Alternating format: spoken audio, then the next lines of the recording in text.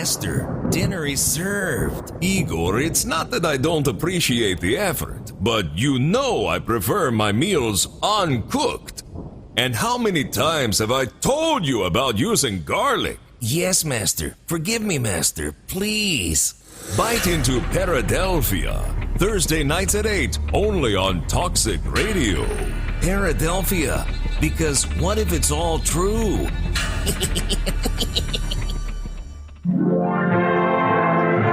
In the beginning, there was radio. The radio is one of the outstanding developments of the 20th century. A radio transmitter was used for large-scale public entertainment. Then came computers. You gotta keep up with the times, you know. Imprints of man's never-ending path of progress. Back in my day, we didn't have no fancy computer boxes to use. Shall we play a game? The internet tied it all together. The internet gave us a whole world of exciting new possibilities. A bright new era dawning. A new dimension in communications. It is possible to establish communication instantaneously from any place at any time. And now it's the 21st century, and we've made it all toxic. Hold on to your hats. Okay, we're ready to roll. This is Toxic Radio. Don't play it safe. Play it toxic. That's what I'm talking about. Enjoying all that Toxic Radio has to offer? Well, make sure you like and follow us on Facebook, Twitter, and Instagram. Be the first to find out about ticket giveaways, amazing guests, awesome contests, and Toxic Radio events. Just search Toxic Radio Live, all one word, and press that little button. Every time you do, someone here at Toxic Radio will get their wings. Yay! Well, not really. Aww. But we will get a warm, fuzzy feeling in our tummies. But then again, that just might be the beer. Anyway, like and follow us, and we will see you out there on the interwebs. Hey, I'm Carla. I'm Heidi. And we're the Butcher Babies. Listen to ToxicRadio.net. Don't play it safe. Play it toxic. What's up? This is Tobin from Papa Roach. You're listening to Toxic Radio. Don't play it safe. Play it toxic. Hey, what's going on, everyone? This is Brent Smith from the band Shinedown, and you are listening to Toxic Radio. Don't play it safe. Play it toxic. Hi, it's Steve Morrison from the President Steve Show, and you're listening to Toxic Radio. Get infected like you would with a cheap hooker.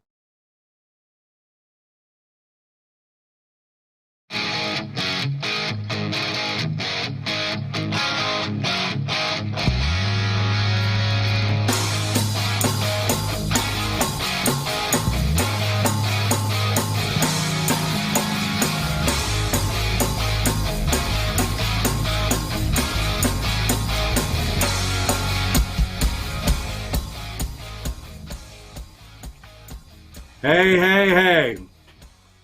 It's my last show today. But you never know. Maybe I'll be like Motley Crue and come back and then leave again and then come back and then leave again and come back. Who knows? But today is kind of bittersweet. I hate leaving. I love this.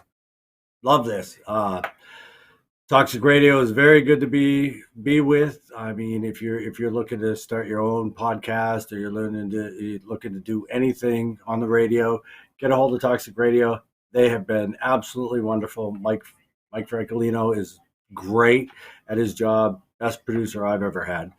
I think he's the only producer I've ever had. So he's probably the best. You know what? He's the best.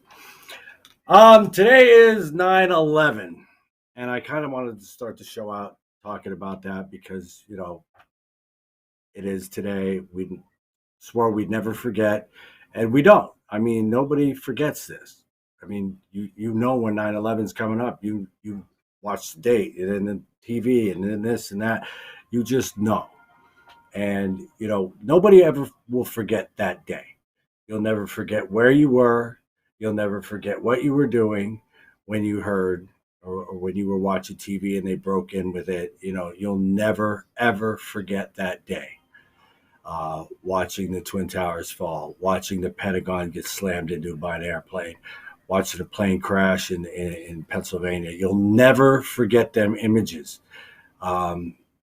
when over 3,000 souls left the earth. You'll never forget how you felt when they toppled down. You'll never forget them feelings. But this is what I wanted to touch on. The one feeling that we don't remember, and I see it so much today, is the feeling of togetherness that we had after. The days, the weeks, the months after this happened, we were one. We were together. It didn't matter who you were, what you believed in. We were all one. We were all Americans. We were better than anybody. We were the best nation on the planet. We showed the world who we were. Fast forward to 20 years later. Now we're now we're remembering 20 years ago today. And my God, has it changed? We have totally forgotten what that feeling is of togetherness. Now, I don't know if Facebook was around at that time. I know I wasn't on it. But imagine if Facebook was around then. How divided would we get? It doesn't matter what it's about. I could like the color purple and you like the color blue, and we obviously have to fight about it. I mean, you watch these stories, and I do watch the news, or not the news. I do watch every documentary they got out there on September 9th, 10th, 11th, probably tomorrow on the 12th, and I got ones recorded that I'll watch even more. But every single one you watch, it's always about somebody helping somebody else out. They didn't ask them if they were vaxxed. They don't ask them who they voted for. They don't ask what their favorite color is. They said, "Do you need help?" Or they grabbed them by the freaking arm and took them. Didn't matter. But now today, in this day and age, we've got to sit here and go, okay, and fight about whether you're pro-vax or not pro-vax, whether you voted for this guy or whether you voted for that guy. We have become more distant than anybody on the planet. People don't look at us and say, look at America, we want to be like them. They look at us and say, what the hell's wrong with that country? And it used to be the rock community, us in the rock community, we were together no matter what. No matter what was going on around us, man, you couldn't break us. And now I see my brothers and sisters fighting about stupid shit. Stop. It just made me think of it on today, because you just fight. There's no reason for it. It doesn't matter. I don't want to know what you believe in. I don't want to know anything about you, whether except for how's your family and what band are you listening to now, and it's all I care about. I don't care about any of your political views, your vaccination views, or this or that. Just keep that crap to yourself and let's just rock. We got to get back to that. I mean, you see it more often than not that Facebook has become the way to divide us. That day 20 years ago, we were glued to the news because the news was bringing us more together. They were making us feel like we were still a community. We were a nation. We were together. Now the news tears us frick apart, and we can't watch it.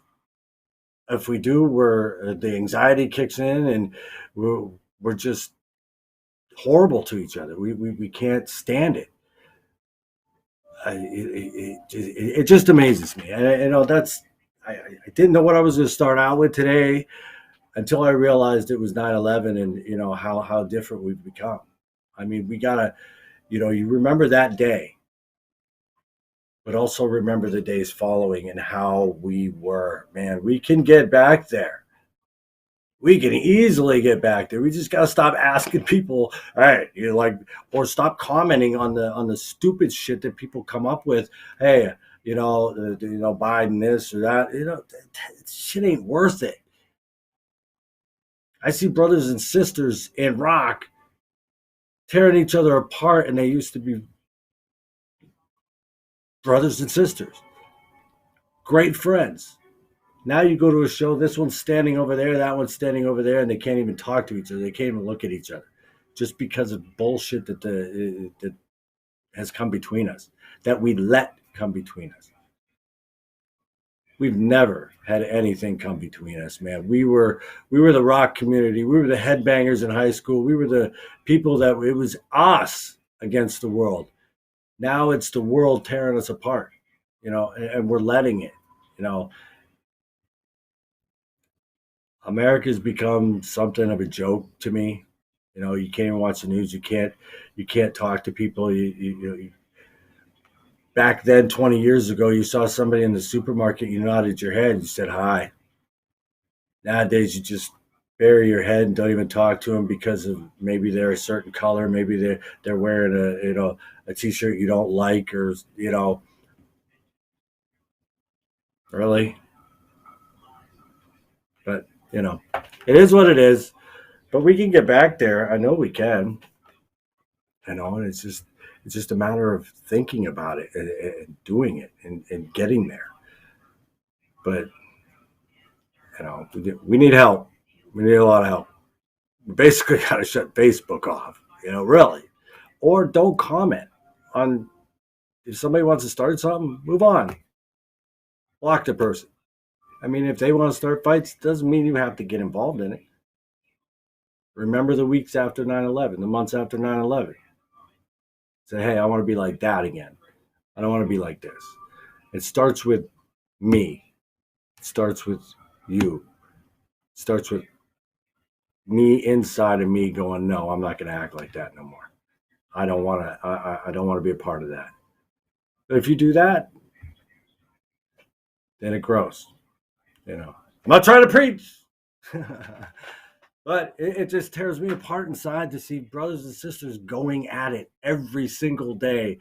There used to be these Facebook groups that you go to, like Mork group and this group and that group, Rock Party and this and that. And it's in there too, where people are starting crap. It's like, why? And the admins let them get away with it, so I guess it's okay. But sometimes they're like, stop it and this and that. But don't feed into it. People are just putting something out there just to get your reaction. Don't give them that. Walk away. Doesn't matter.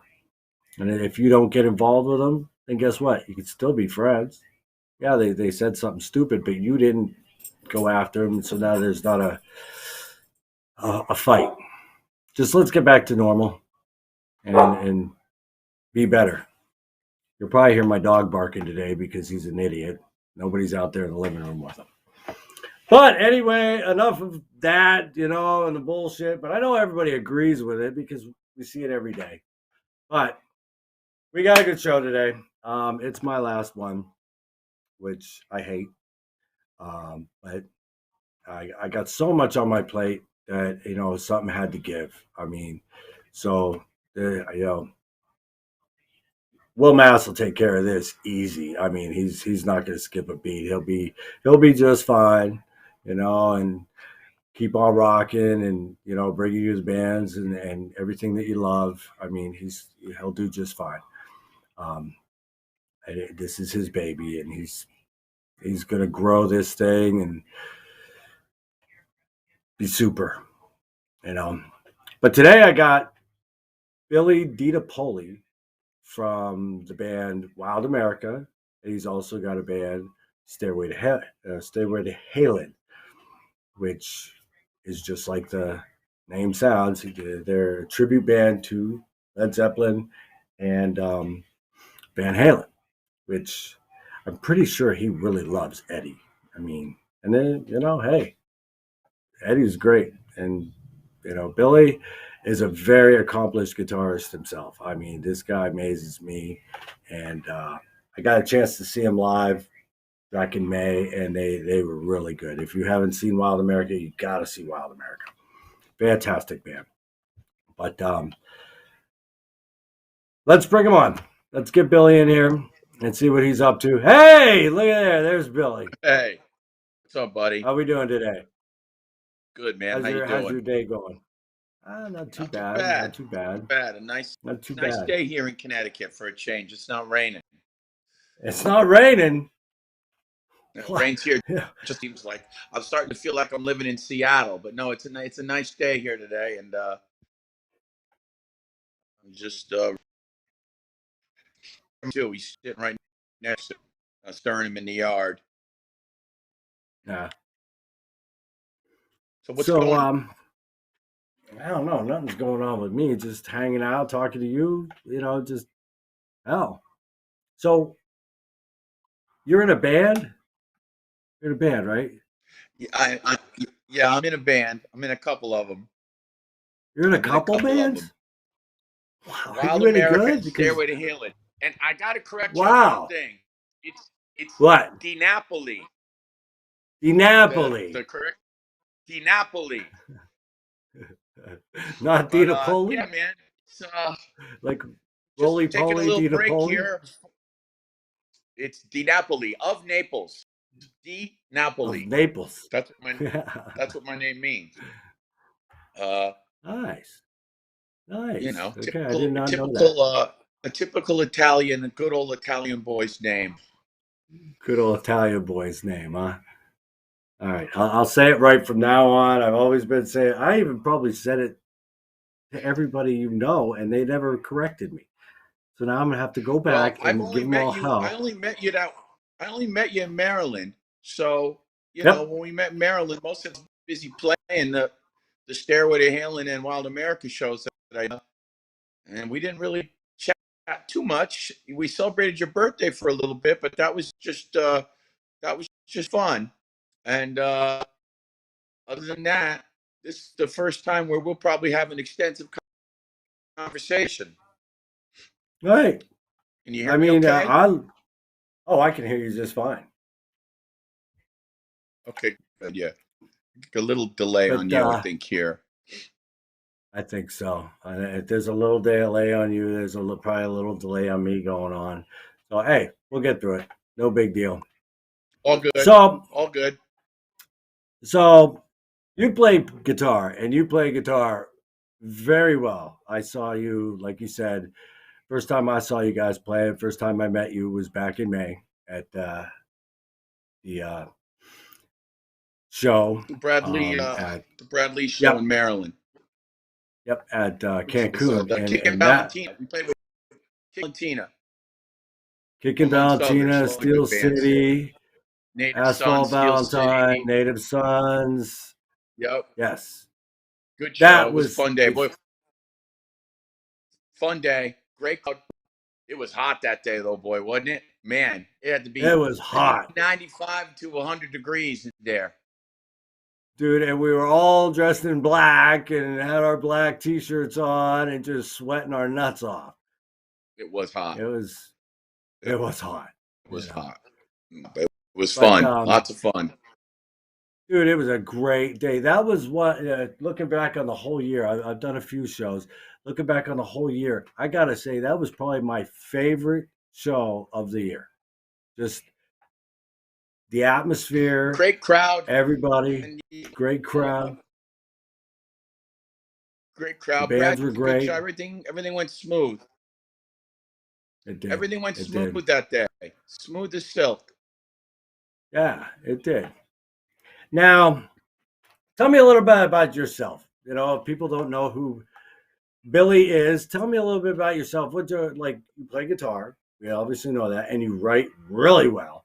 So, influences. What influenced you from an early age? Who'd you look up to? When'd you pick up the guitar? When'd you figure out this is what you wanted? I started playing around 11 or 12. Well, up in the shadow of New York City here in Connecticut. I mean, the reason why I picked up a guitar was, I mean, as a small child, probably I knew I wanted to play at the time I was 5 or 6 years old. As soon as I saw Kiss with the makeup and all that stuff, I said, I need to do this. I have to do this someday. And then, that was inspiration. But musically, as I got older, it was more and of course when Eddie Van Halen, I always loved 5 bands I always listened to growing: Halen, Zeppelin, Kiss, anything with David Coverdale in it, whether it be when he was in Purple with Glenn Hughes. That's my favorite version of Deep Purple. And oh, hell yeah. White Snake, maybe throw in AC/DC. That was my stuff. And that's what I listened to. And of course, I think it served me well. I mean, the Stairway to Halen thing, the good thing about it is it's a good combination because, I mean, Led Zeppelin and Van Halen to this day are pretty mainstream, and it's rock and music. You could play anywhere in the country, and people always appreciate it. So, right. Yeah, that's all. Yeah. Kiss was what started it all for me, though. Kiss. I was a Kiss kid. A Kiss kid. Oh man, they were a phenomenon. I mean, I'm old enough to remember in the 70s when they were the largest band in the world, and you'd have the kids that love Zeppelin fighting with the kids that love Kiss, and then they did the disco song on Dynasty, and then all of a sudden they weren't cool anymore. Right. They all of a sudden were selling out. Around 1980 they went away for a while, and for about 3 or 4 years until they took off the makeup and became a regular hard rock band. It wasn't cool to say you like Kiss. You'd get teased. Right. Right. By then I was all Eddie Van Halen. Right. That's 78. Then Eddie comes out and just blows the roof off the place. Blows the roof off of humanity. You know what? If you're getting used to like Black Sabbath guy, right? More so the Ronnie James Dio version. And when Eddie came out, he was so good that those of us that grew up loving Jimmy Page and Eric Clapton and riffs that Tony Iommi wrote, Eddie was so good at first you almost hated him. You were like, that can't be. That can't be. It's got to be tricks. I remember people used to be like, no, that's got to be studio tricks. No one could play like it's not even real. Until you finally comprehended that dude just went out and just kicked the shit out of the entire instrument of guitar, period, and that everybody was going to have to recognize. And there's to me, there's nothing better than the first 6 Van Halen albums. Right. Hey, and you're doing something right when Black Sabbath throws you off the tour. All right, you're too good. Get the hell out of here. Well, actually, no, they didn't throw him off the tour. The tour went to its succession. They just got their ass kicked every night on that tour. They weren't thrown. They got thrown off plenty of tours. Van Halen got thrown off the Journey Montrose tour. They got thrown off a couple tours, but they never got thrown off the Sabbath tour. Actually, they finished it, but Warner Brothers. It was Warner Brothers Records' master plan. They had a young, up-and-coming artist, and then an old heavyweight. And an old heavyweight that was long in the tooth and was struggling with drugs, and they were not their sharp selves at that point. So they put their young hotshot band with their band on the way out. And sure enough, Ozzy left a year later, Mm-hmm. And they went through a big retooling for a while. But it was that Warner Brothers knew what they were doing. They always do. They're just they know how to make money. They were all, here we go. Van Halen, push them. Yeah. I always thought they got thrown off the tour. I didn't know the logistics. That's what I had heard, that Black Sabbath said, enough. We're getting blown off the stage every night, which made sense to me because got along great. They actually got along great. It's a good book. Good book for you to pick up is there's a book that the old Van Halen manager Noel Monk wrote. It's called Running with the Devil. And he was the guy that managed them from 1976 through 1985. And maybe 77 through 85. And all the Roth years. And then when Roth left, he went to manage Dave solo for a little while. But that's a great book where he was the guy that was their manager, and he was a hands-on manager that was on the road with them all the time. He gives great depictions of all those years, all the tours, all the and how they were treated by all the bands. And they actually got along great with Sabbath. I'll have to read that. I've heard of it. I just haven't read it. Running with the Devil by Noel Monk. I highly recommend it. I'll look it up and I'll get it.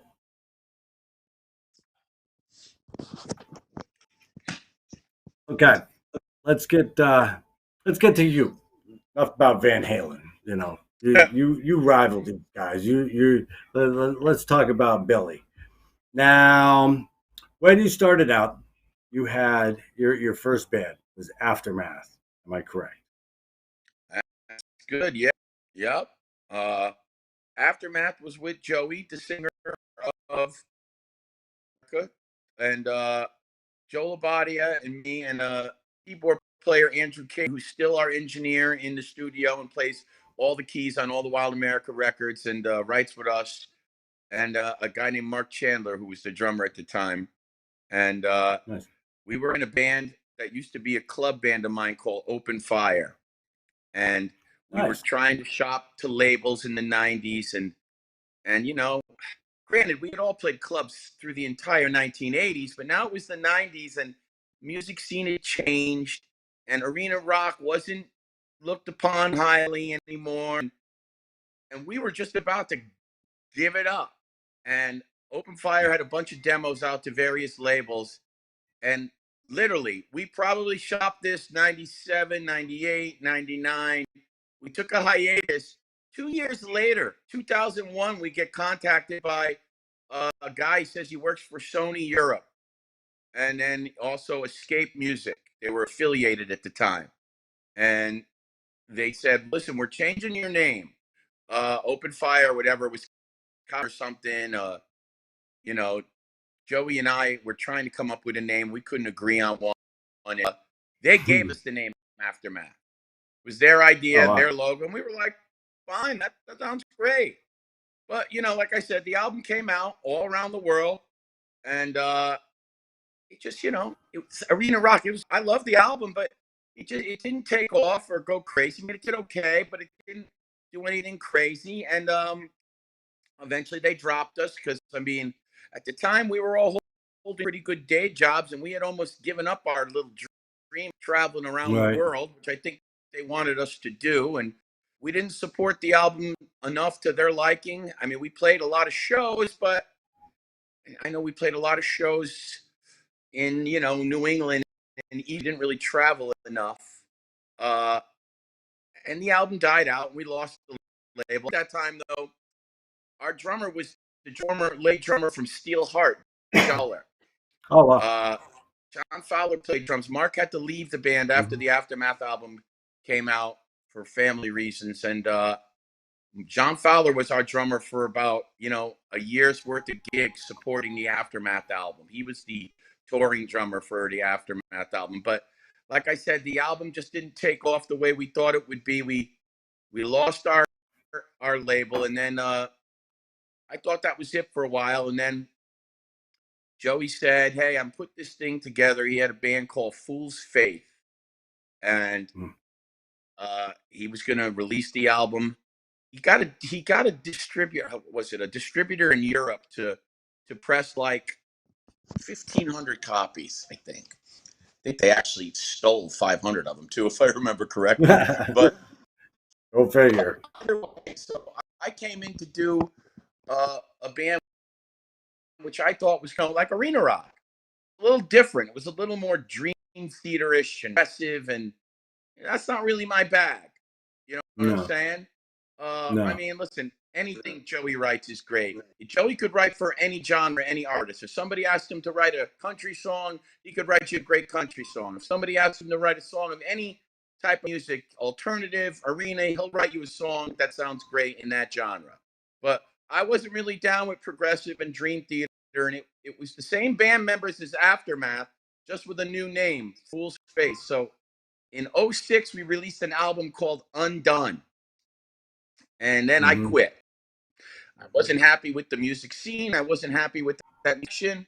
So I quit playing music, and I did not play a note of guitar from 2006 until 2012. 6 years. Damn. Not a note.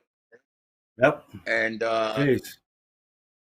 and when I came back, Joey wanted to put Fool's Faith back together, and I go, nah.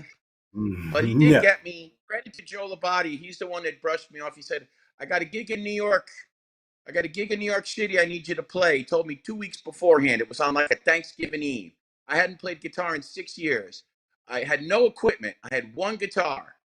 I reached out to some old friends. They helped me out with some equipment. I did the show.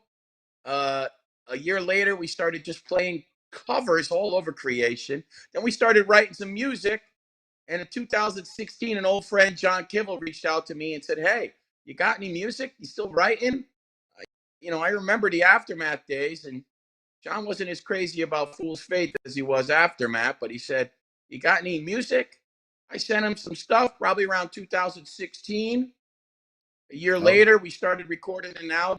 2018, it came out. And that would get us pretty much up to Wild current America. Wild America status. Yep. So that was it. But I've been with Joey. Me and Joey have been playing live or playing in bands together since Open Fire, 1996. Damn. I did take That my is 6 years awesome. off, which the 6 years I was not playing with them, I was actually replaced by John Gallicano on guitar, who, if you know, is the bass player on the Wild America album. Yes. He's the original bass player in Wild America. He literally put down the guitar and picked up the bass just so he could tour a little with his old friends. And Nice. Johnny's a great guitar player and multi-talented musician in his own right. Right. And he was in Wild America. Some lineup changes because this band is built now for touring. We're not going to make the same mistake we did in the Aftermath and Fool's Faith days. We are we want to get to every part of every region that we can.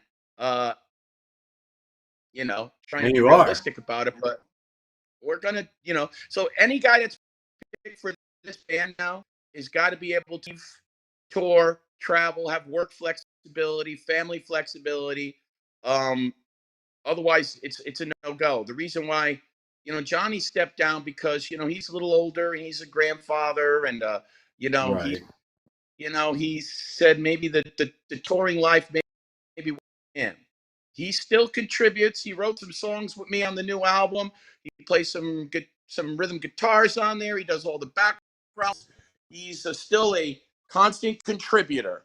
But he is not, for him, hotel rooms and all that was a little much for him. He thought he was going to love it, but he loves the music, the living on the road part, which honestly our tour got cut.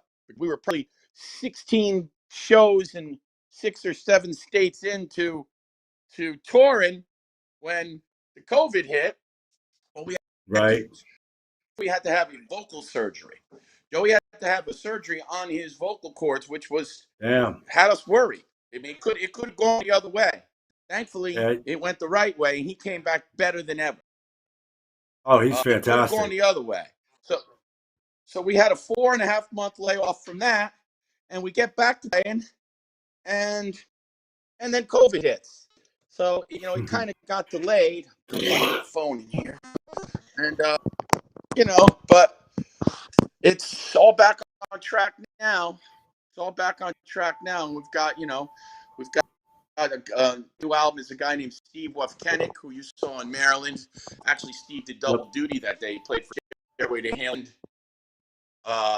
Wild America, and then Kuzo, who's been on drums since 19.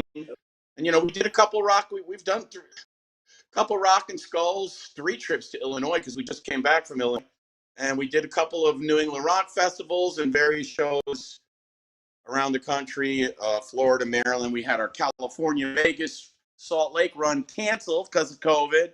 But, you know, we're going to get it all back. You get it all back. This month we got Cranston, Rhode Island on our second at the Joint. That's Wild America and Stairway. And then October 8th and 9th, we are at the venue in Denver, Colorado. First with Tora Tora and then with Steel Heart. And we come from there, we go to Massachusetts and put LA Guns at Geraldine's in Chicopee on October 14th. And then we'll be at the Bradley Masquerade in Maryland. Boom! I can see again. So, you know, it's going to be a little time off. We've done about 8 shows in about 5 states. And then we're all taking about 3 weeks off because a couple of us are going on vacation. And then we're going to get right back to it in October and continue booking. And our album will be out in October as well. Right. That's coming soon. But end of October? It'll be out before October is out. It is done. We're just waiting. Everything's done. All the recording is done. The pictures are done. The album cover is being worked on as we speak. We're just waiting for the pressing. We could say this. It's going to be called Old Cool School. Cool School. Yep. Or no, Old School Cool. That's what it's called. Old School Cool. Okay. We actually, John Kimball do you came up even with know the what name your for fucking album is named? Old School Cool. I think I need more coffee. You need more coffee. More coffee. I'm drinking it up right now. Old School Cool. You know what? When we played the show, right, I had the souvenir stand set up, right, and people were buying CDs and stuff after we played the show. And I remember a bunch of people that were sitting in front in the VIP. They came up to me and they go, you know, we really like your type of music. You know, it's kind of like old school arena rock. And the guy goes, it's old school cool. And I go, and this was completely coincidental. Like, John had this name. A guy interviewed me in some magazine, and he called the music old school cool. And John loved it. And that's awesome. And since then, people reference our music to that very term. So, figure what the hell. It sounds like it's gonna fit. Hell yeah. So let's take old school cool. Cool. Let's take a little break. I want to play 2 songs. We're gonna play. Let's see, what are we gonna play? We're gonna play Are You Ready? And She Will. She Will is a great song. I mean, you picked that off the album you wanted. That's perfect. No, that's perfect. Are You Ready's the new single off Old School Cool, and She Will is actually my favorite song off our first album, Gasoline. Right. We'll talk about the first album, Gasoline, when we come back, and we're going to talk about the new album and comparisons. But yeah, get ready. Are you ready? And She Will. I'm ready. By Wild America.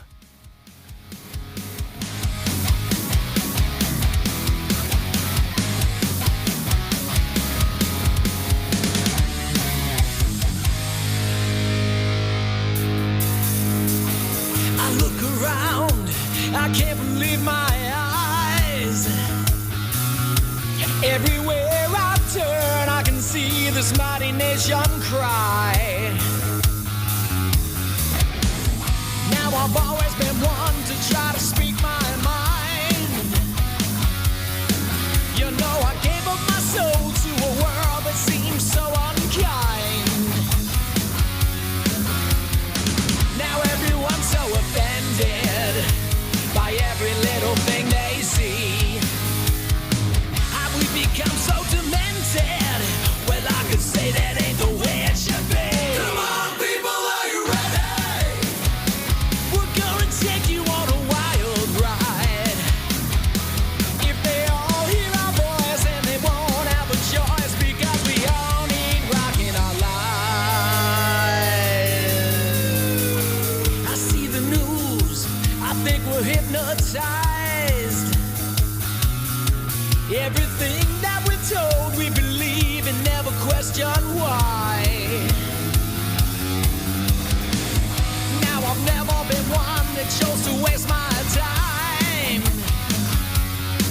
You can preach all you want, they'll believe, but don't you take what's mine. Well, now I'm finally offended by all the crazy shit I see. How'd we become so dependent? Well, this used to be the land of the free. Come on, people, are you ready? We're gonna take you on a wild ride. Don't be shy, it's okay. I don't care if you sway to the left or the right. Come on, people, are you ready? Now stand up, put on your leather, because you're never too old, no matter what you've been told. I know that music brings us together.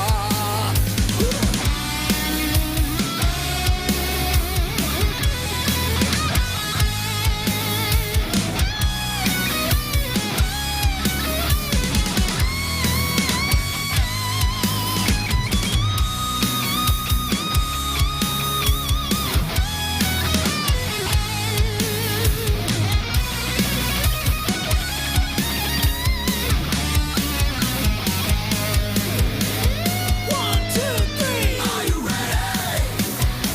We're gonna take you on a wild ride. Don't be shy, it's okay. I don't care if you sway to the left or the right. Come on, people, are you ready? Now stand up, put on your leather. You know you're never too old, no matter what you've been told. The music lives on forever. Come on, people, are you ready? Are you ready? Come on, people, are you ready? Are you ready? Come on, people, are you ready? Come on, people, are you ready?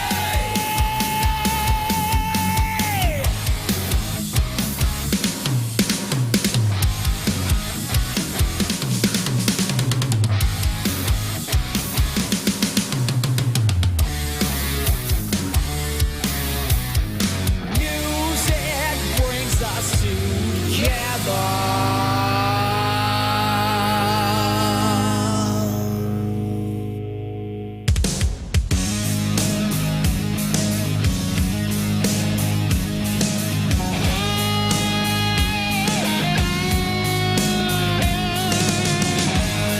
There's a cold beer on the table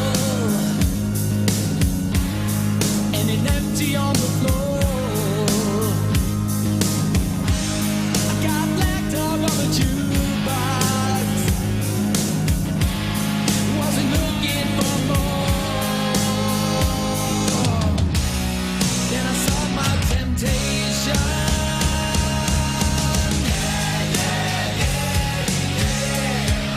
I'm waiting for the right time. I saw her sipping on the white wine. She drove me right through the stop sign. She don't know me. She don't know me, but she will.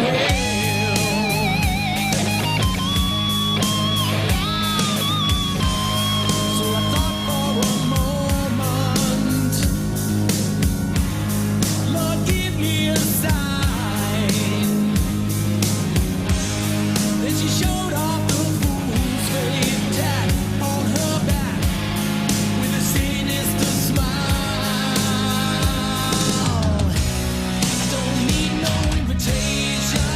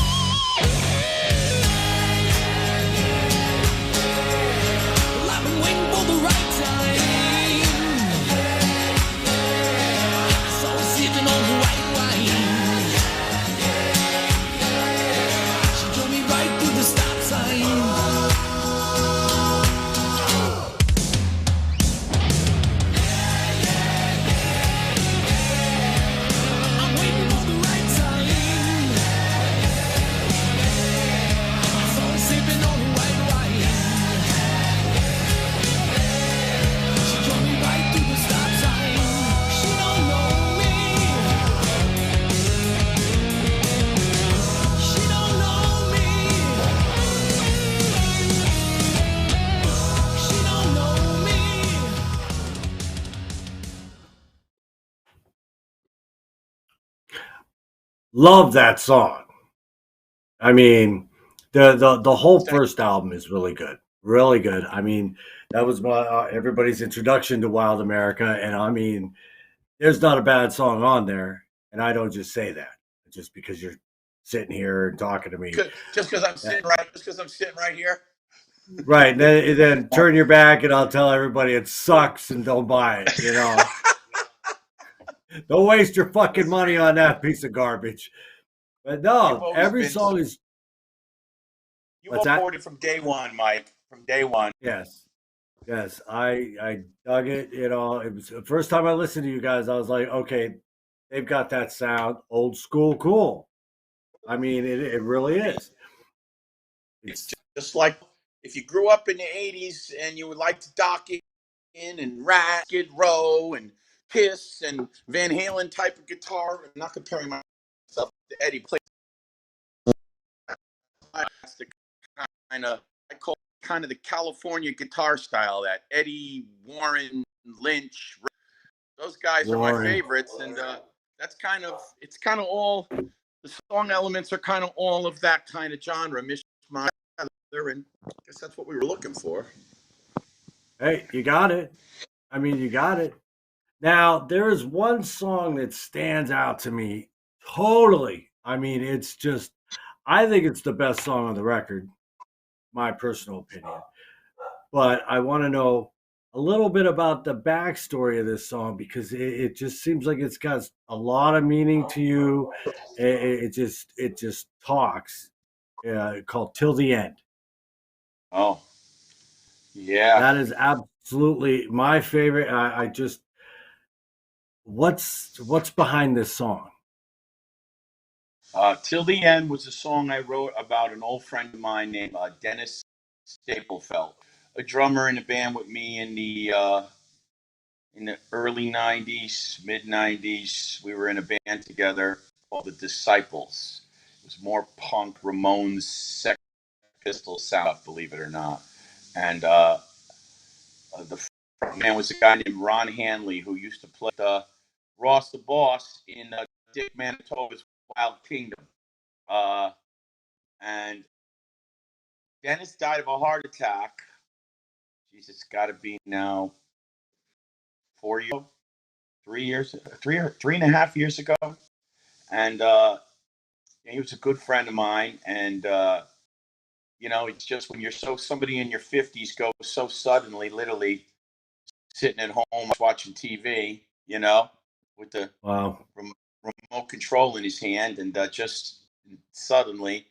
And he was a good friend of mine. The song when I was at his funeral, I was at his wake, and I literally sung in my head while I was in, when you're your respects. I wrote it in my head, and then as soon as I got home, I picked up an acoustic guitar and finished the rest and wrote down the words. It all in my head before I even got back. But yeah, that's about a dear friend of mine who I grew up with and knew all my life, and then also played in a band with in the '90s. And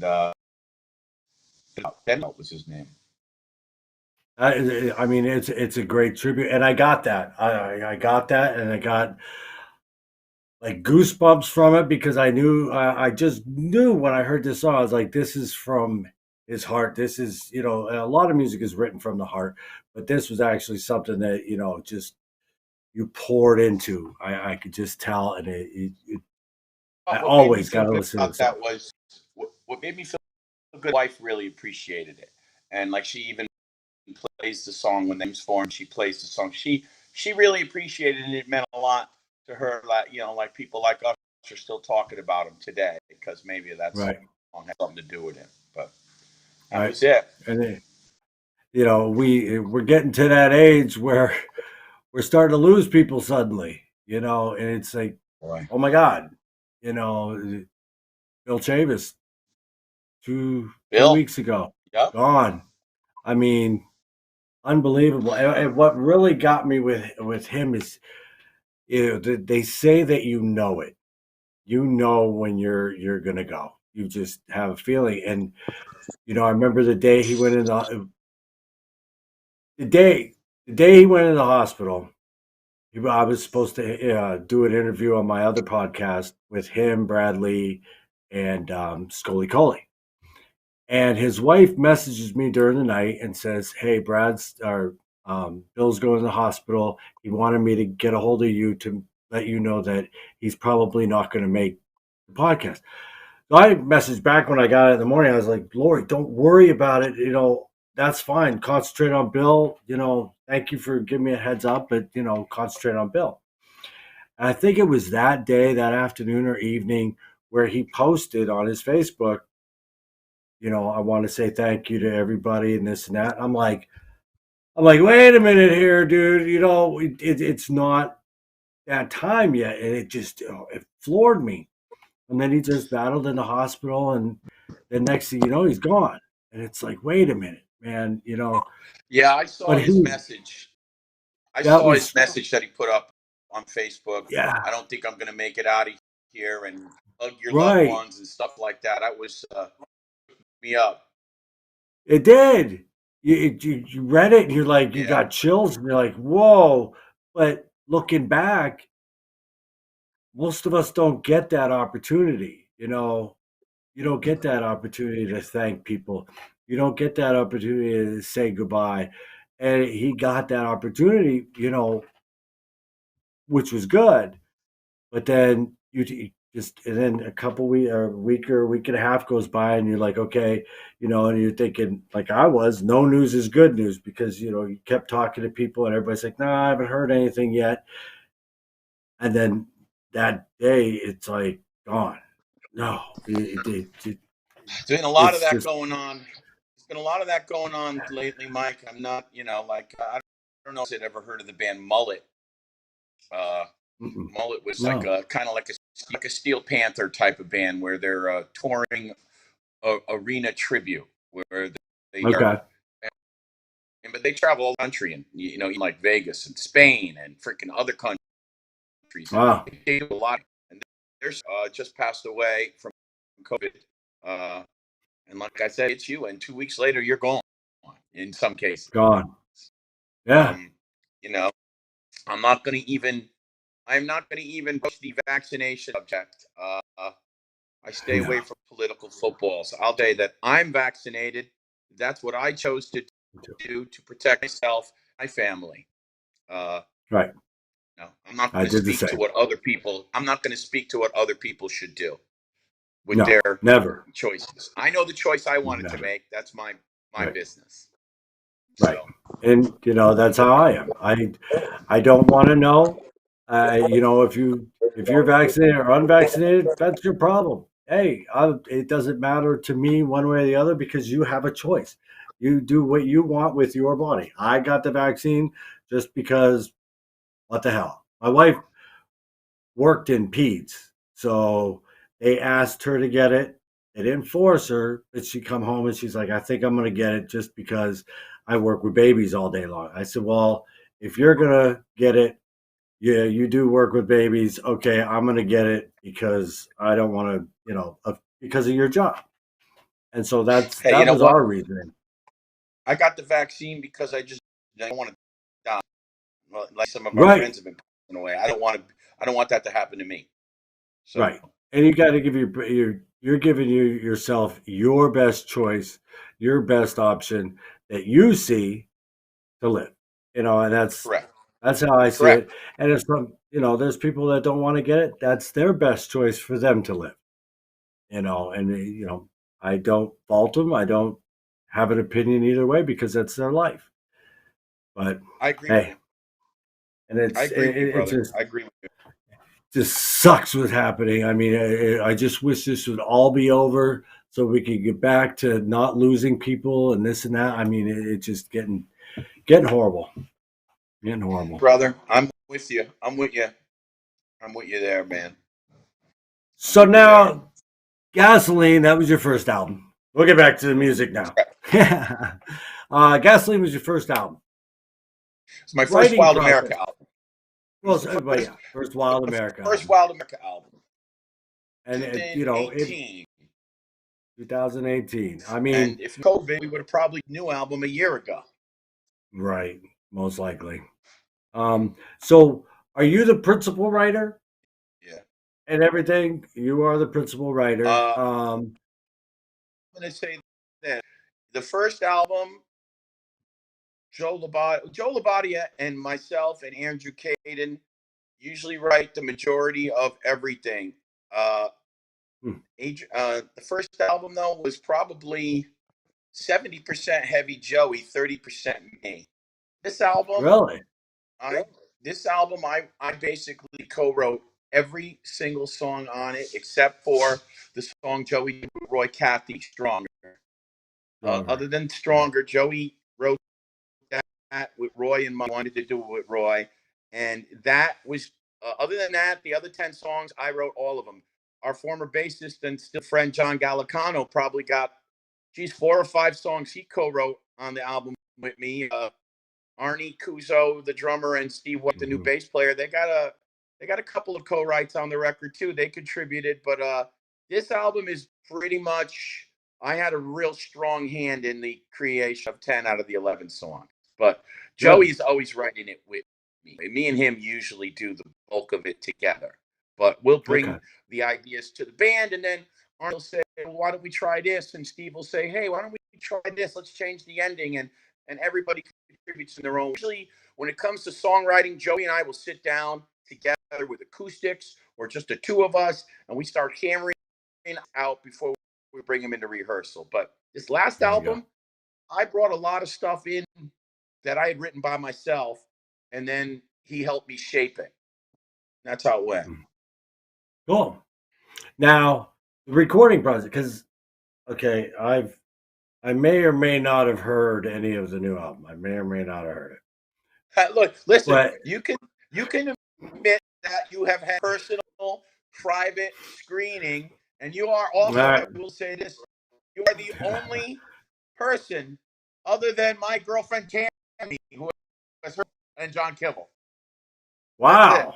And the guys in the band. Wow. And the guys in the band, obviously. Oh, okay. The guys in the band have heard it? Okay. Okay, I've heard this album. I have heard it. There is a distinction between both albums. I mean, there's a maturity that has happened, easily. Your guitar skills have went way up, and you can hear, and dare I say it, you can hear connotations of Eddie Van Halen in there where you're like, I was like, whoa, okay, that's fucking cool. Some of your riffs, some of your solos are just on point, and I mean on point. So I appreciate that. I got to be honest with you, with the passing of Eddie last October, he's been heavy on my mind. And, there is a song on the new album called Till We End that is kind of a nod to him. Although I think the song probably sounds a little more like, Sammy Hagar Van Halen, but it definitely, the guitar has kind of a little guitars sound to the intro, and it's kind of Van Halen-esque. And most of my playing does kind of sound like that, kind of the feel I play with. I mean, I guess when you listen to somebody as much as I did and dig deep into a player as much as I did, you're going to get something out of it. It's unavoidable. Doing it right, I guess. So you mentioned until we meet again. And that is one of my favorite songs. I mean, I was like blown away by that song. Very good. I can't wait till people can hear it. I can't wait to see when the boss level is going to let me unleash another tune besides the two singles, Stronger and Are You, that have been, out there already. But I mean, of course, we did the video for Stronger, and we got a great reception for that. That's fantastic. With Roy and Marilyn, the response we got when we had the good fortune to be with Roy on the same bill when we played the show with Steel City and all the rest of the great bands, and him in the room where they could have did that together. Right. The vibe was unreal with the people. People were like holding hands around each other and stuff. Obviously it kind of speaks to what the nation has gone through. And honestly, I didn't want to write a song, a pandemic song. I didn't want to do any of that, but Bowie's song really wasn't like, yes, does it touch on the pandemic, but it was a nod to the healthcare workers and the police and the people. It wasn't just an obligatory song about COVID. It was a thank you to the people for everything they did. You know what I mean? So it wasn't just let's write a song about COVID. It wasn't that. It wasn't like that at all, which is why I was okay with it. Right. But that came through. I can't wait till everybody hears the rest. Oh my God. I got it. You said it to me, 2 days ago? And I think I've listened to it 4 or 5 times by now. I was like, it's glad you're enjoying it, fantastic. I knew I could trust you with that. I knew I could trust you with the precious cargo, brother. Oh, it ain't going nowhere. No, it's all mine right now. It's like my side piece. It's my girlfriend right now. Nobody needs to know about it. I can't wait till we can. It won't be long. It won't be long. No. I mean, the thing. We said end of October.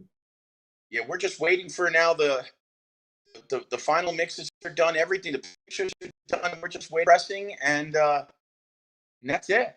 The liner notes. Everything is done. So now, recording process. I gotta know. Is it tracks? Do you go in, lay down yours, and the singer lays down his, drummer lays down theirs, bass, or do you guys all just get in and like old school, get in there, band, play, and then do like overdubs and shit like that? How it goes is we usually we do the drums first, but what'll happen is I'll go in drums. Sometimes Steve, the bassist, and I will go in with Arn, and we'll just play the tunes, but it's just a scratch track. It's thrown out later. So you can play the songs with us, and all they keep is the drums. So then we come back and re-record bass. It's usually drums, bass, and then usually we honestly do the solos first before the vocals are even done.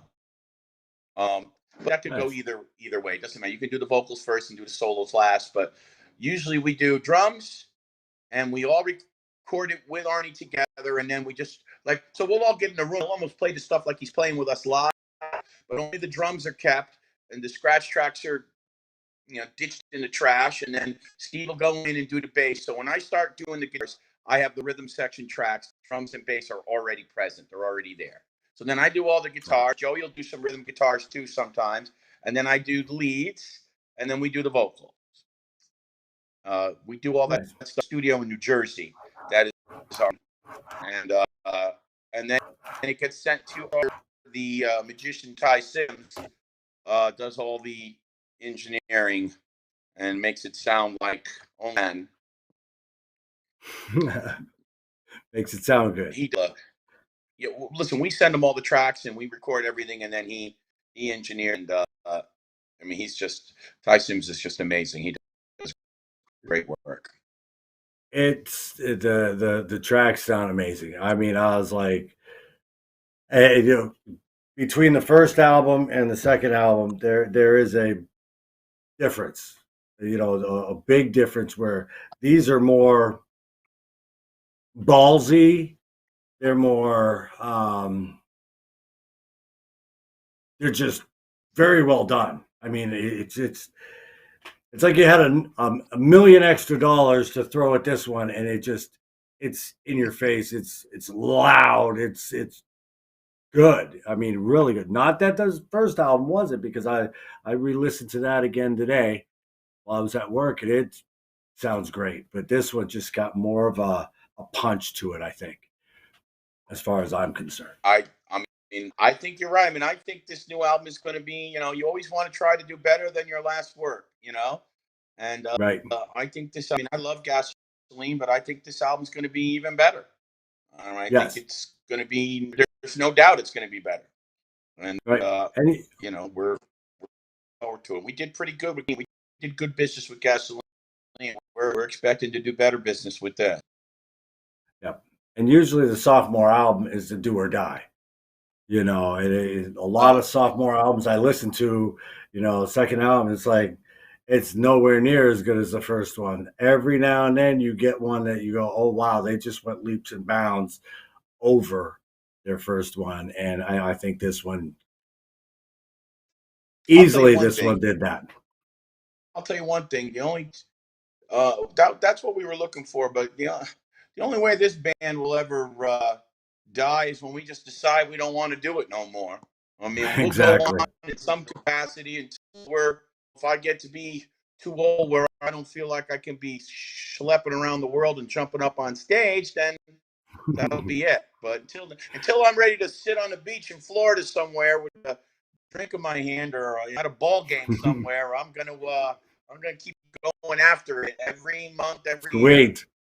Sweet. It'd be like Keith Richards, man. It'd be like wondering why Billy doesn't die. Okay, you know.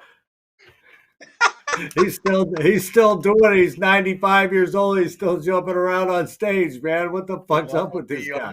I won't be doing it at that old. I want to do it while I still have the juice to do it. And Keith still has the juice, right?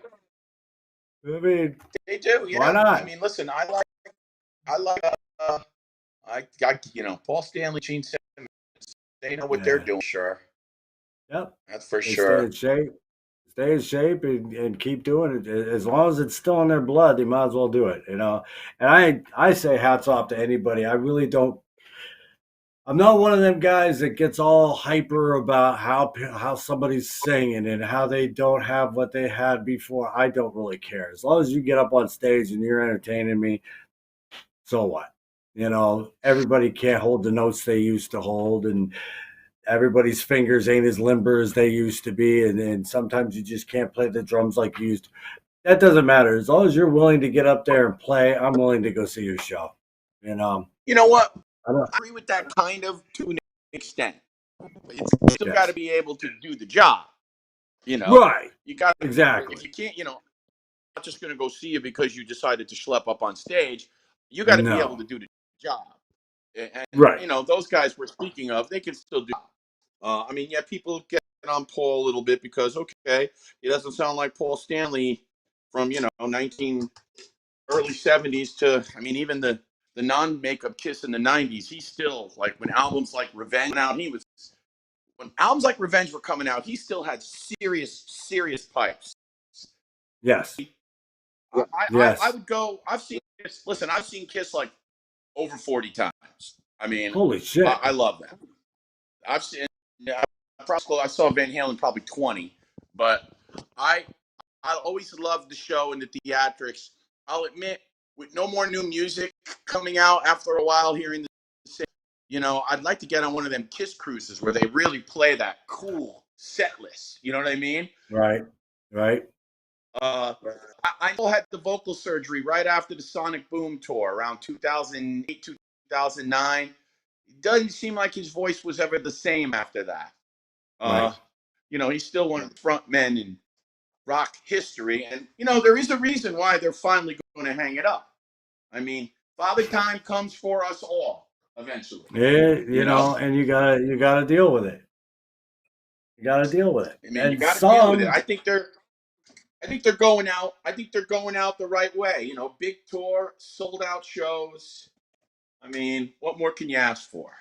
You can't. I'll go. I saw them probably 2 years ago. Blew the roof off the place. Just amazing live show. Sounded great. I don't care if there's a little backing tracks going on. As long as you're on stage, jumping around, performing, and you half-ass sound like you used to, I'm good. I love those guys. I've had the pleasure of meeting Paul. I've had the pleasure of meeting Paul and Gene. Are really gracious, nice guys. People talk a lot of shit about them. Why? They're smart with their money and they got tons of it. Good for them. You know what I mean? Right. Hey. Because they're smart and didn't drink and drug their fortunes away or give it to XY. You know what I mean? Right. Exactly. So good for them. and they're legends. They're music legends, and they definitely one of the things. I met him at a couple of book signings, and I got to have a good conversation with Gene Simmons. And one of the things he said to me was about keeping your mind and your body right, about not abusing drugs and stuff like that. He spoke a lot about stuff like that, and he's right. That's why they can still do it at their age. Look at Paul Stanley; he's in shape like a guy half his age. He's ripped. Rat. He's ripped. Ripped. Freaking. And that's something we can all aspire to be. I got to always work at it. Nobody wants to see you up on stage if you can't get it done anymore. Right, and this is the truth. And there's artists like David Lee Roth and Vince Neil that even back in their prime, they weren't the best live singers. I remember I was supposed to go see Theater of Pain tour, and I got grounded like every other fucking week. It always happens. So I couldn't go. It was every week. So I couldn't go, and my friends came back, and they're like, "Dude, you didn't miss anything. Vince Neil can't sing worth a shit. He sings half the fucking lyrics." So, but it wasn't a big deal, and they're like, "But it was a great show, and this and that. You missed it, but whatever." And now all of a sudden, he only sings half the lyrics, and he can't really sing this tunes. All of a sudden, it's a big issue. But it's always been an issue. And with David Lee Roth, I've never gotten the opportunity to see him live, and I kicked myself for not being able to. But I heard the same thing about him. Right. I can still see him, just not on the Kiss tour now. And listen, Dave, don't kid yourself. Dave could sing. Right. Dave could sing. I mean, he could sing, and he was a creative songwriter. Dave is where all the swagger and creativity from Van Halen came from. Like, I mean, early Van Halen is, let's, and Sammy Hagar Van Halen is, let's get married. You know what I mean? Exactly. That's how it's your clothes off is the David Lee Roth Van Halen, and Sammy Hagar is like, here's a box of chocolates, baby, I love you. Well, so and then what's the Gary Sharon Van Halen? Right. Oh, no comment. No comment. I was not a fan. Now listen, I did go see them with Sharon. I did go see them, and they had a very cool set list because when Sharon was in the band, they did everything. They did all eras of Van Halen, which was cool, all at once. I wasn't a fan too much of that album. Of course, I bought it, and of course, I listened to it because it's Eddie, and there's a couple of good tracks that I like on it, but it's definitely it was a disappointment, because everybody was gearing up after their appeared at the music awards that everybody thought that they were getting back together. And you had Mitch Malloy tells a story how he was in the band and then he wasn't. And God, I would have rather had Mitch Malloy than Gary Sharon, to be honest with you. You think? But everybody, David Lee, and when that didn't happen, the optics were not good, and then Gary, to his credit, who's had a great his own right with Extreme, Gary suffered brutally. The perception. He was not. I remember being at a concert beach with Sharon, third row, and a few fans behind me had this gigantic sign made on a sheet that said, "Sharon sucks the bone. We want Dave." God. I remember feeling so, and finally security came and they ripped it from them. But my God, that dude. was kind of the shit that he had to deal with. And it was I think that people will look on the two eras of Van Halen and love them. I'm not so sure about the Gary Sharon experiment for those couple years. I've never even heard one song. I just never even had the desire. Sammy and Dave, that's Van Halen. both. I don't like to choose between the two, and I won't. If there's one I prefer, I know the one I prefer, but I'm not going to choose between the two. I love them both. They both have Me too. different Me feels. too. Yeah, exactly. Sammy's a great artist in himself, and he was a great addition to Van Halen when Dave left. I mean, that's just the way it was. Now, if you could collaborate with anybody, who would you collaborate with? Wow. Yeah. Wow. Oh man, great question. Alive or dead? One of each. Let's do one of each. Because somebody might be listening that's alive still and saying, you know what? I'd love to collaborate with Billy. Well, all right, cool. Let's do this. Well, geez, I mean, that's so tough. There's so many current musicians I love working with uh, that I would love to, I mean, honestly, I keep telling my singer Andre Vancho of Stairway to Heaven that I wanted, our plan is to do an original project, you know? Uh, I love playing with Jason Cornwell, who plays bass in Steel City and also plays with me in Stairway to Heaven. And now he doesn't know, He's I have fantastic. other guys that play in Stairway because, between Steel City and Chaz West and Westbound, Jason's a busy guy, but whenever he's not He ain't got committed no to them, time. he's the travel bass player for Stalin. And, I like to, and we've always talked about, a project with Andre and Jason. And God, I love so many drummers. There's so many that are out there. A guy who I love, just talking about kind of our scene, love the kid Daniel Kluter who plays drums for the Rumors. I've heard them and I like them. He's like freaking Tommy Lee. There's a lot of guys. The guy I had a great time when I played with Chad Friends. I had a great time playing with Derek Pontier, the former Great White drummer, who's also City. I have a friend here in Connecticut named Greg Trevant, who used to play drums with the Paul Schaefer band in the late night with David Letterman, got amongst many other artists he's done studio work for. Those are guys that I'm considering working with in the future. That realistically, I love Roy Catt's voice. Yes. Those are guys that I would consider work with. Cool. If you want about a celebrity, somebody like super famous that I would have loved to have worked with, man, I mean, Coverdale. Oh yeah. One of my all-time favorites. I mean, I would love. I'll give you a guy dead that I would have loved to jam with, sit in a room with. Tommy Bolin. Oh geez. Tommy Bolin. Tommy Bolin was one of my favorites growing up. Another guy, going way too soon. But I mean, that "Come Taste the Band" album by Deep Purple. If you're a person that loves rock and you've never heard "Come Taste the Band" by Deep Purple, get on. You are missing out. That's easily one of their best. I mean, easily. Oh my God.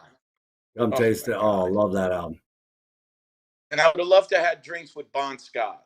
I would have loved to sat at a bar with Bon Scott for a whole evening. That would have made me happy. Hanging out on hold to give you some love. Take your time, though, doing your thing, brother. Oh, hey, that must be Will. Matt, he's on hold. That's his way to let you know. Oh, okay. So he wants to get in here and talk. Yeah. I knew he couldn't stay away. You've met Will Mass, right, Billy? You met him. Who's that? With me. Will Mass, the other guy that does this partner. I'm not sure. I probably know him if I saw him. I'm sure you met him.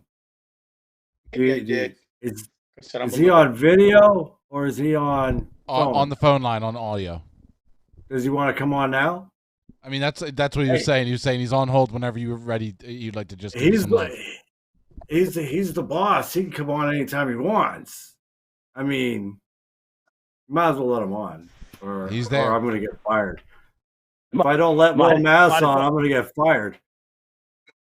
Yeah, it's a good thing it's your last day, or you'd be fired already, fucker. Fired. Okay, Billy. This is Will. He is actually the resident owner of Rock Metal Radio. He's just off today doing. How are Billy, you? I've been digging Mike's interview with you. I'm not there. Normally he and I tag team up on this show. I did meet you at the show back in May or March or whenever the hell it was at the Cancun Cantina. So, but not a big deal. Yep. You don't remember me, so it's all good. You know what? But, if I could see your face, I'd probably remember you in a second. Oh, easy. Brother, I'm just giving you a hard time. I'm giving you a hard time. I'm the same exact way. I forget names like crazy, but I'll remember a face and a heartbeat. That's it. Me too. Absolutely. But no, a couple things here. I was supposed to be scheduled in there on the show today. I had some other things that I was already scheduled to do out of town, so we had planned this for Mike to be a solo show anyway. And then it turned out after the fact that it would not only be a solo show, it would be his last show with myself doing the show. So I just wanted to take a minute while I had a chance. And I'm sorry, Billy, for cutting in, but Mike's my bro, and I need to throw him some love. And if you're cool with that, just me butting in for a couple minutes, and then I'll bounce off. Of course I am cool with it. Of course I'm cool with it. Billy's down. Cool. He's all good. Cool deal. So listen up. Mr. Badaracco, my friend.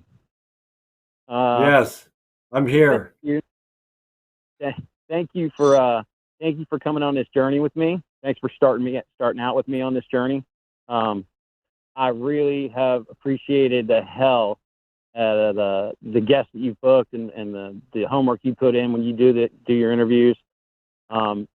It's when I was looking for somebody to do a show with, you and I have discussed this before, man. You were the one guy I was like, yeah, Mike and I can do a show together. We can totally mesh well together, and we can be good cop, bad cop. We can do all the things that we got to do. Just know that good cop, bad cop. What's that? Good cop, bad cop. Love it. Who's the good cop? Who's the bad cop? I want to be the bad cop. I don't know, man. I don't know if I'm ready to give that throne up. You ain't giving it up. That's all you, baby. But no, man, I appreciate the hell out of you taking this journey with me. I wish you all the luck in the world on rocking with B-Rock and all the stuff that you do with Bradley Entertainment. I mean, I knew when you and I hooked up, we talked and you were like, look, I got this going on, I got that going on. And I'm like, hey, look, I got a bunch of stuff going on either. It's all good. So like you had iterated last week in the video, just so people know and listeners know, there's no bad blood. There's no sort of shit rumor mills start the way they fucking do. There's no bad blood, like Mike said. You know what I mean? Mike's just got his plate full, man, and he is off doing his thing, and I wish him all the luck in the world. So don't anybody start fucking running their mouths about shit they don't know. I'm just repeating that sentiment that I fucking put out there. Like I said at the beginning, I might, me and Francolino were talking about this. I might do like Motley Crue and, go away for a little bit and then say, okay, I'll come back and then go away and then do another tour with you and then go away again. And, nothing's ever set in stone. Well, I think that chair will always be open to you. You should call up and say, hey, man, I want to come do the show with you for a little episode or two. It's there. Hell yeah. That's always an option. Always an option. Again, thank you very much, brother. I love you and I appreciate you very much. You. And thank you for giving me the opportunity, brother. Hey, man, you gave me as much as opportunity as I did you. We had to tag team it together to make it work, so it's all good. You deserve just as much accolades of we've built on this brand so far as much as I do. So, if not more, honestly, that's not just me bullshitting somebody, Mike. Not more. Mike's done over and above what I asked him to sign on to do. So I appreciate you. Whatever. I love you. Your $50 is in the mail for the kind words. I'll get you paid. Don't worry. Anything, it's the other way around. All right, man. Bounce off here, brother. Love you, Billy. I'm sorry to interrupt, but I appreciate you letting me take the time.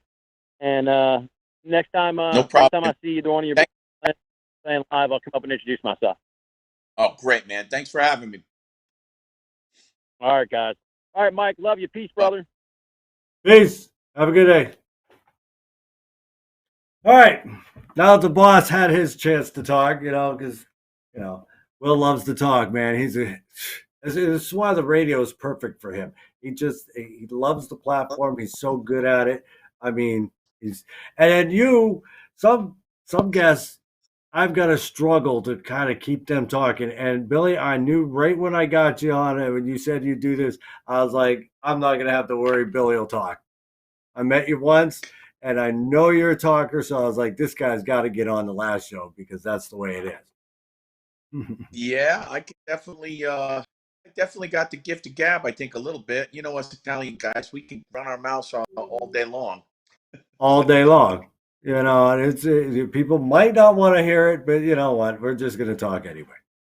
That's the way it is. I don't think most of the time I'm not saying anything too controversial. Nah, you're one that stays out of that arena, and which is good.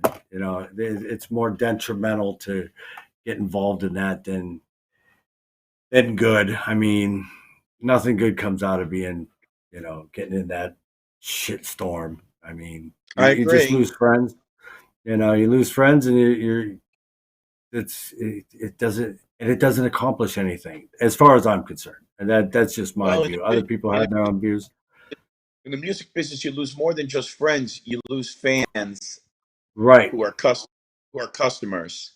You lose them right. too. And that's not good business sense. You want politics? Go on Face the Nation. Other than that, right?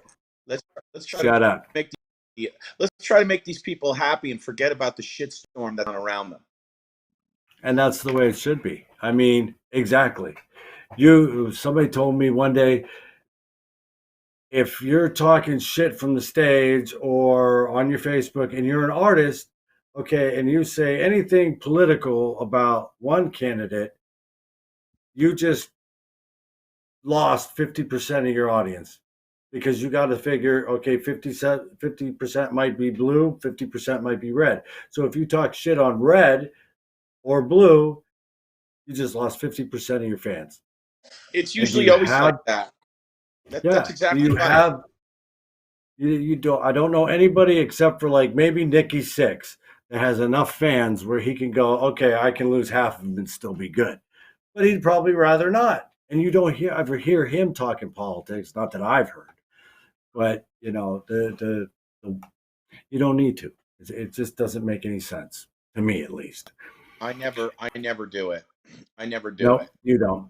I'm on your Facebook, and you never do it. You're always about music, and you're always about, playing and where you're gigging at and this and that. And that's what I like my Facebook news feed to be.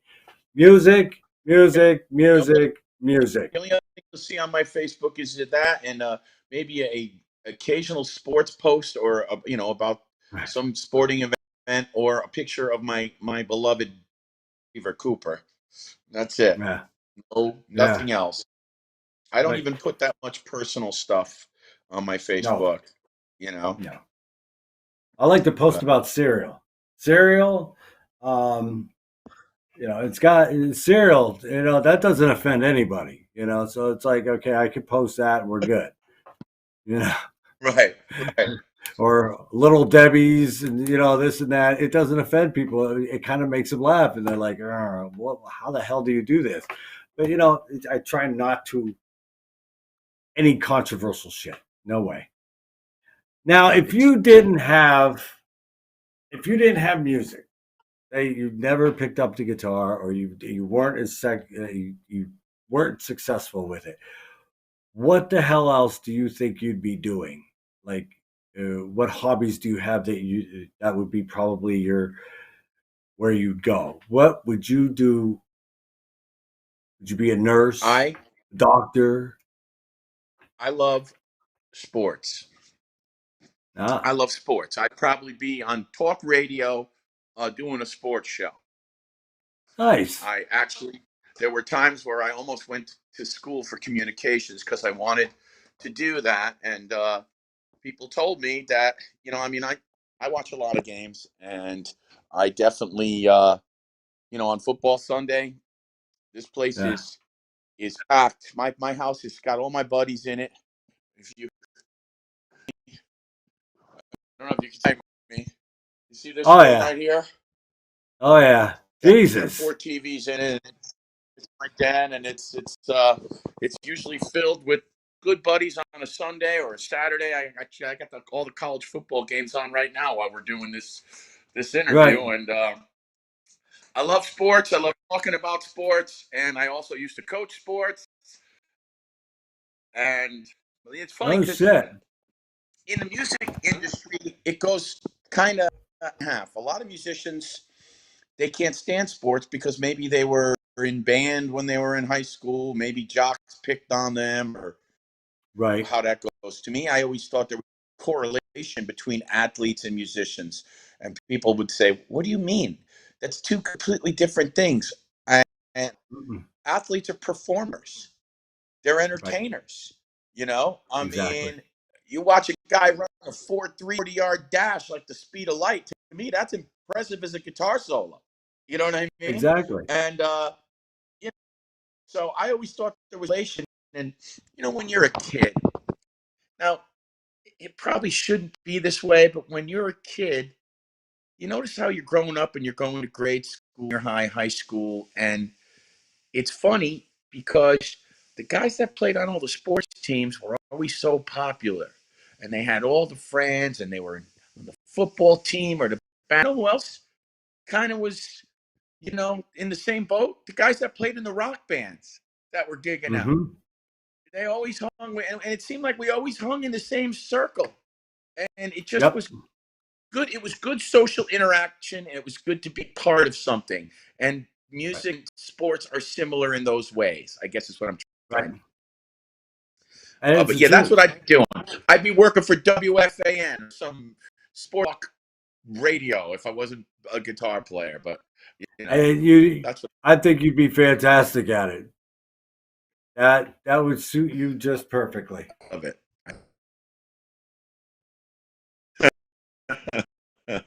Would. I think it would. But It would. actually here in New England where I'm in a lot of bars and restaurants, and also, it also has somewhat to do with booking bands because I put digital jukeboxes and pool tables and stuff like that in restaurants, and Right. uh, and so when we play shows around here in New England, I kind of have some of the larger venues too. If I have stuff in there, it's a lot easier to negotiate stuff because I already have a relationship with the venue owners, and I know when Chaz came through Connecticut, I said, "Yeah, Chaz, I get, let's hook up, because we'll probably do a lot of tour dates with Westbound in the future." And Oh when he hell comes yeah. through New England, I can help him, and I go out west, he can help me. That's what friends do for each That's what other, it's all about. And yeah, so that my day job has also kind of assisted uh, me in my musical endeavors as well. Hey, that's a beautiful thing. That's a beautiful thing. Yeah, it is. Things are going good right now. I just hope that we can all just get, you know, everybody. I just hope everybody stays healthy. We can get this virus under control where we can all exist in a safe manner and get out to doing the things we all love to do. Amen. You know, Amen. I can't wait. me too. It's gotta break sometime and hopefully soon. I think once we peak this one, which they're saying my state's already peaked, they think.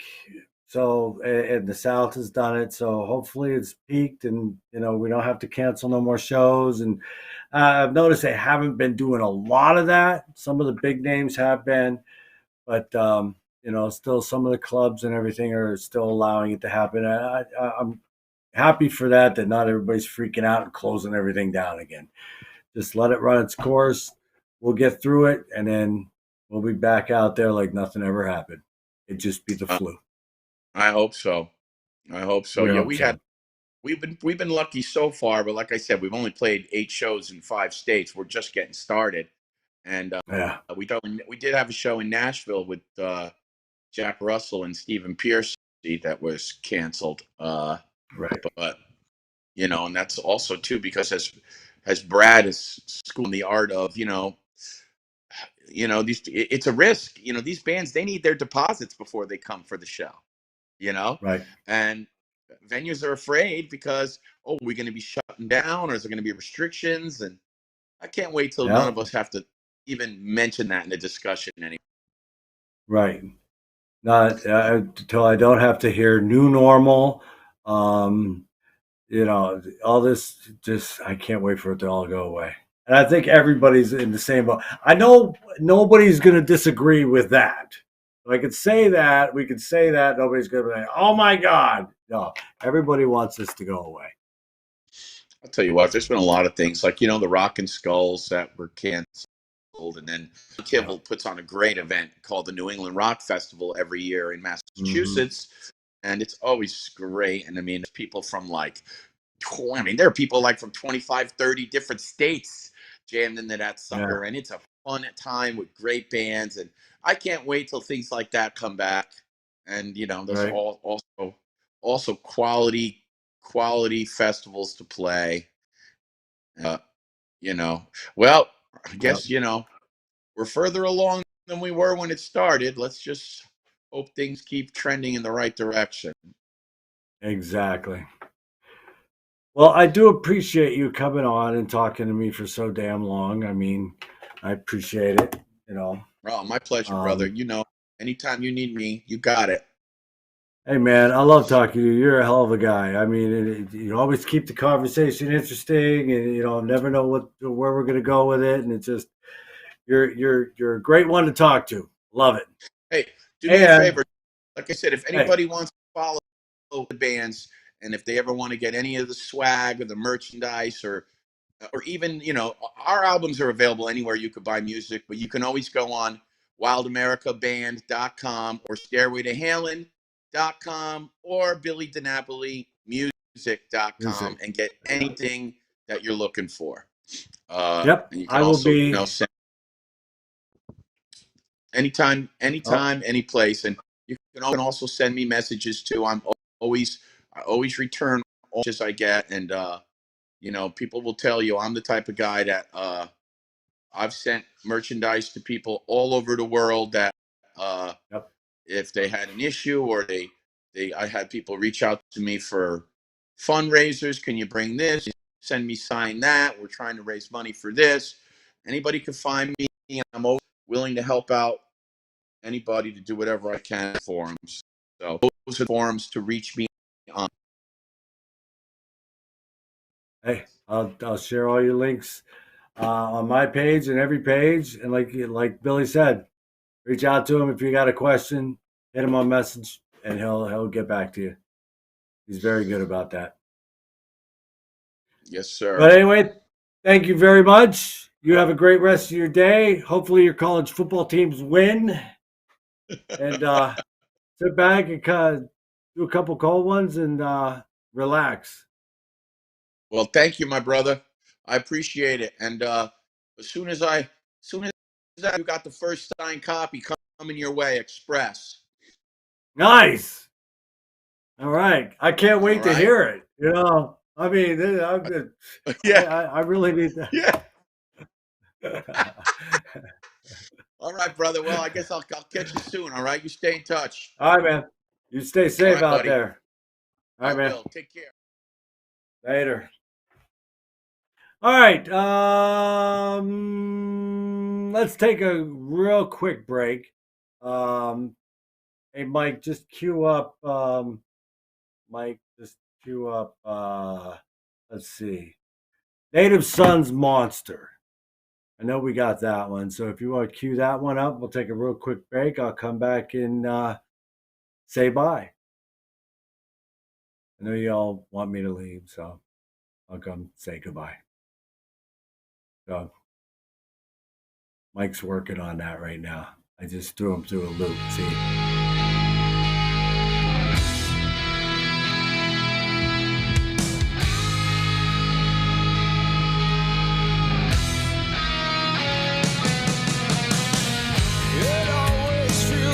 Somebody's tearing me down.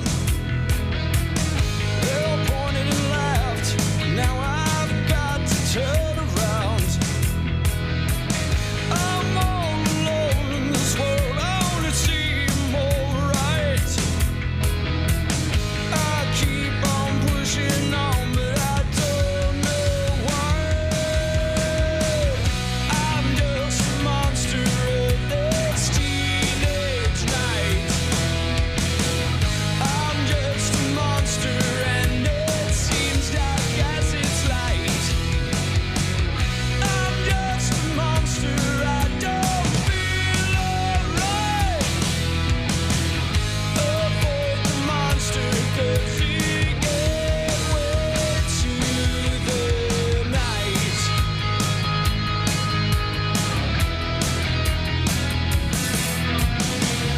I sit alone in a castle that's four wide walls. My bill ain't coming, not for all the books in my hall. I need someone to save me, 'cause I fear myself. I keep on pushing on, but I'm someone else. I'm just a monster of this teenage night. I'm just a monster, and it seems dark as it's light. I'm just a monster, I don't feel alright. Avoid the monster, 'cause he gave way to the night.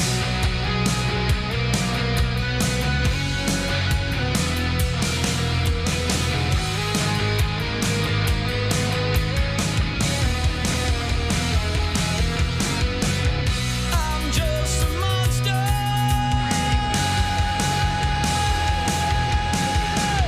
I'm just a monster, and it seems dark as it's light. I'm just a monster, I don't feel alright.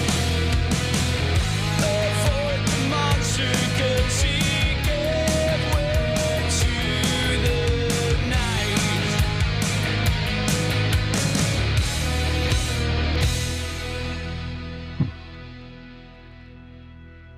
Yeah, caught me in mid puff. Michael, get in here. You want to come in? I know you want to show your face. What did I do, Dad? Dad, Did I mess up something? No. I was going to talk to you.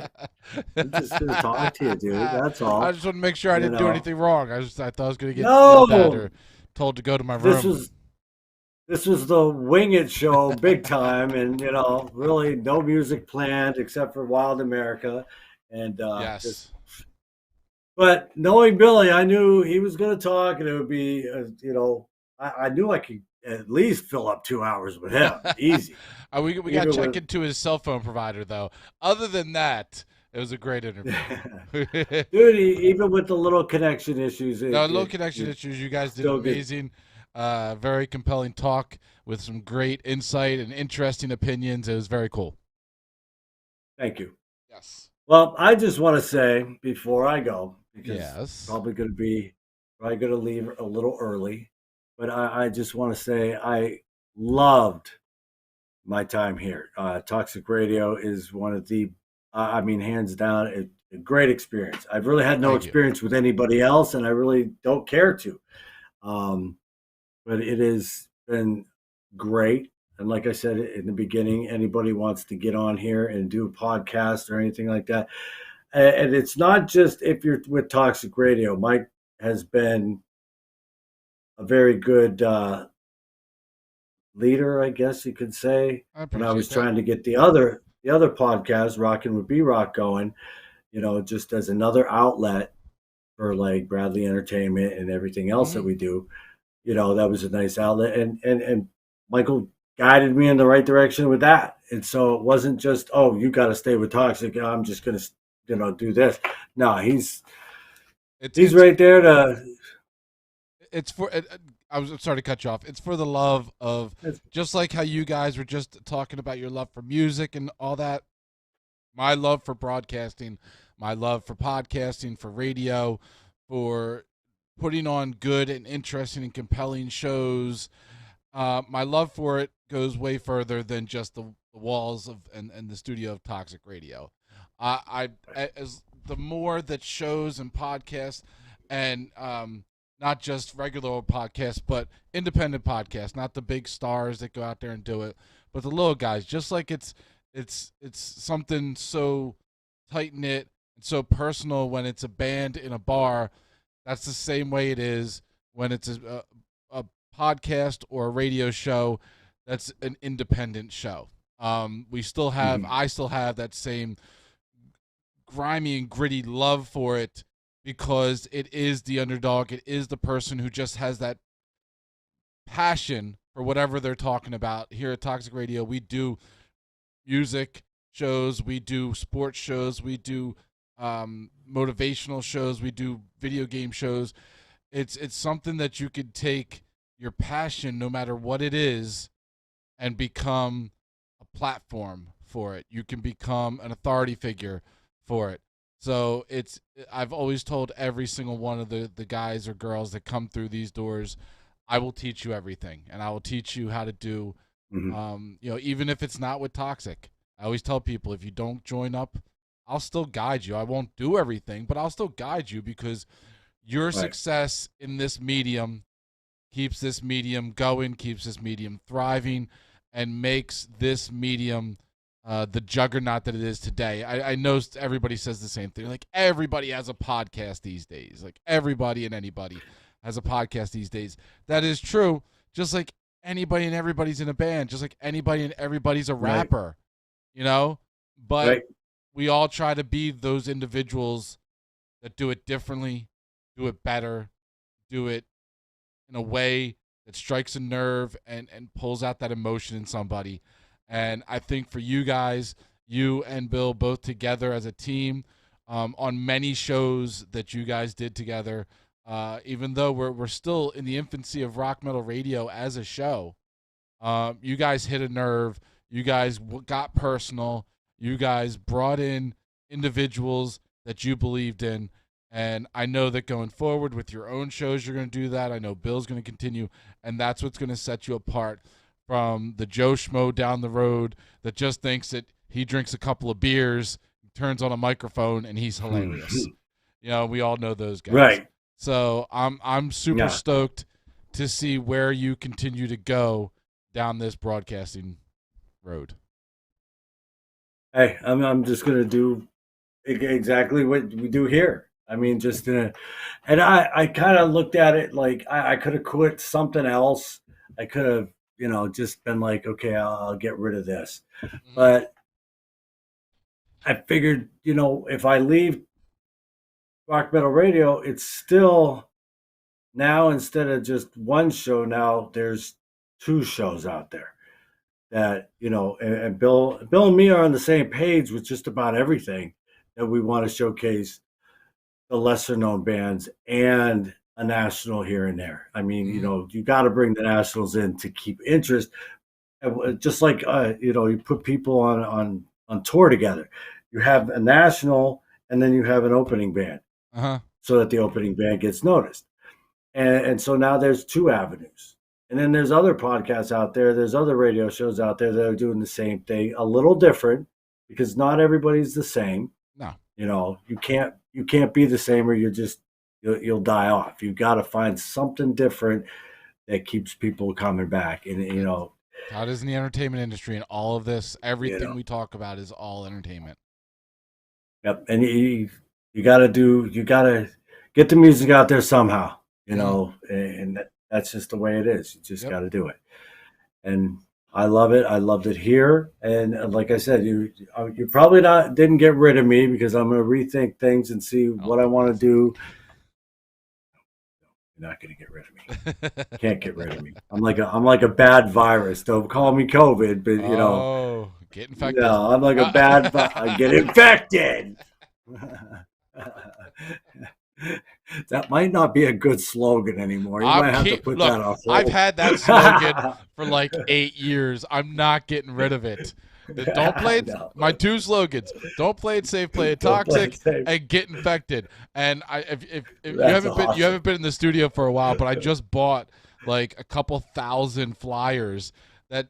Because I'm sticking true to it with the girl with the face mask on with the blood on it, and it says "get infected." Oh, God. I'm sticking to my guns. I had it before COVID, There you go. and I'm continuing with it.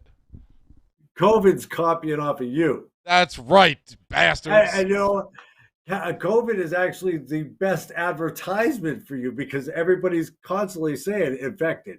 Yes. It's infected. Yes. Infected. So Yes. your slogan So I is just go up and there. go, "Oh, you got infected." Here. There. There's your vaccine. Listen. Listen. Listen.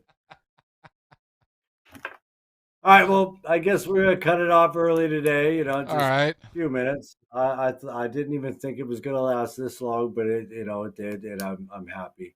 Well, I'm gonna give the reins over to you to close out the show, sir. Okay. All right. I mean, it's time, but I'm not going away by any means. Everybody that knows me, which is just everybody here, knows I do another podcast like we talked about. It's Rocking with B-Rock, and it's the same formula as here. We always, I try to showcase the lesser known bands and the nationals. I mean, it's just getting the music out there. If they got a new release, it's on the show. It'll be on this show. It'll be on the other show. I'm still a huge supporter of Rock Metal Radio. I'm not going to stop supporting them. You will see me. You will see me post about it, even though I'm not part of it anymore. It's still a part of me, and it should be still a part of you. I don't want to take. I don't want it to be like where people think they have to choose between the two. You don't have to. I like all sorts of podcasts. I like all sorts of radio shows. I like Rachel's Rock Refuge. I like Shaking the Raptors with Michelle. I like, there's many things I support. And Rock Metal Radio is one I support. Rock Metal Radio is a part of me because, like, I was here from the beginning. But gotta go. I mean, it's just too much. Maybe later on I'll get rid of something and I'll come back. And maybe Bill will let me come back every now and then for a show or something, and whatever. And if I find somebody that maybe would fit on this show really good, any band, suggest it to them and get them on. Who knows? We're all in this together. It's all about the music. It's all about camaraderie. It's no one's better than anybody else. We're just here for the music. That's all it is. So, if you feel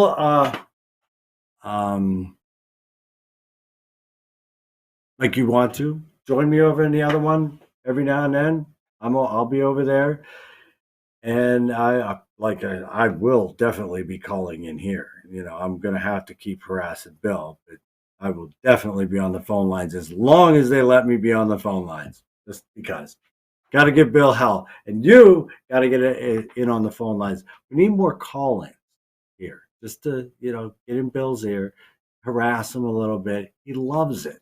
He loves it. Anybody that knows Bill knows he loves being harassed. Ask him, if he takes requests, which I think he's going to start taking requests. Request Led Zeppelin. He loves Led Zeppelin. Request him. And Greta Van Fleet. Loves Greta Van Fleet. He says we don't play it enough. So, get them requests in. Let him know where he stand. And he'd be more than happy to oblige. Just let him know. Text him. Message him.